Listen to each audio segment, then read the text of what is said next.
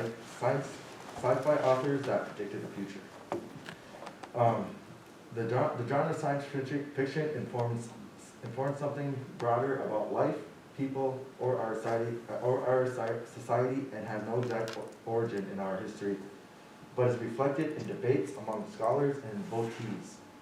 According to Jules Verne, in the 17th and early 19th centuries, the scientific revolution and the industrial revolution advanced, in which steam engines and telegraphs were changing the way society worked, as well as major discoveries in astronomy, physics, and mathematics.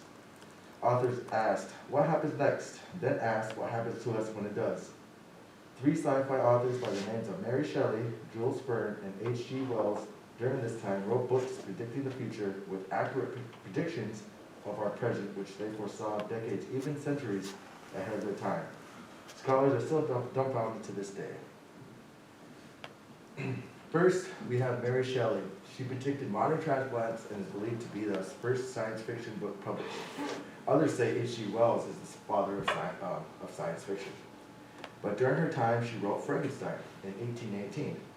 Science was just beginning to explore the new realm of dead tissue reanimation through electricity, and while the early ways were not good, it was that idea for future medical breakthroughs like organ transplants that were envisioned in her novel. Then we have Herbert Wells, or H.G. Wells, or better known as the father of science. Born in 1866 in a village in London, and was believed to have been near the bottom of the social ladder.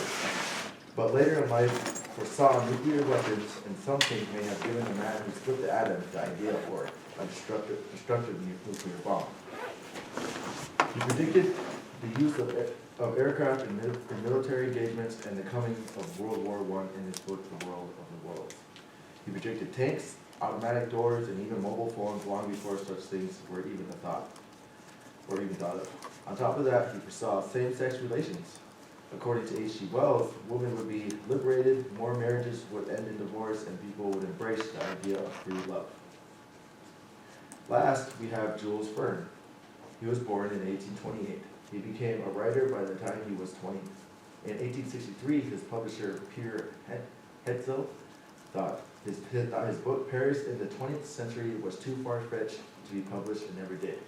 It was until his great-grandson found it in a safe more than 130 years later. Many of Verne's predictions were right on the nose. He envisioned glass skyscrapers, gasoline-powered cars, roads, elevators, fax machines, and the internet years before they were invented. According to Verne, he said physics of the impossible goes thousands of years into the future, when time travel, wormholes, and dimensional gateways may be a possibility.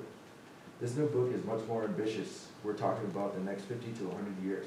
I asked 300 of the world's top scientists very concrete questions. Who will have jobs in the future? How long will we live? How will we communicate by computers? What about robots? I'd like to conclude by saying that predictions aren't really the point of science fiction, even though this is fiction.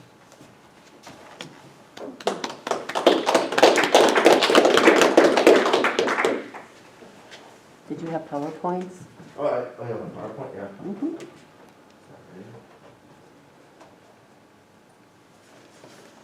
I pretty much summarized my paper in my PowerPoint.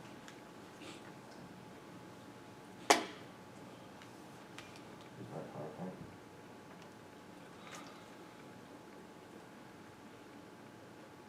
Science authors of particular future, I just pretty much summarize this. Predicting modern transplants, believe the first science fiction book published. She wrote Frankenstein in 1818, which envisioned breakthroughs for organ transplants. Herbert Wells, better known as the father of science, was pretty much near the bottom of the social ladder, foresaw nuclear weapons, predicted aircraft, military stuff, and his book, World of the Worlds. Jules Verne, his publisher did believe his book was believable in 1863, and had never been found for 130 years. Many of his predictions were right on the nose, envisioning skyscrapers, gasoline powered cars, doors, elevators, fax machines, and the internet. And I like to conclude by saying predictions aren't really science fiction, even though this is fiction, and I work science.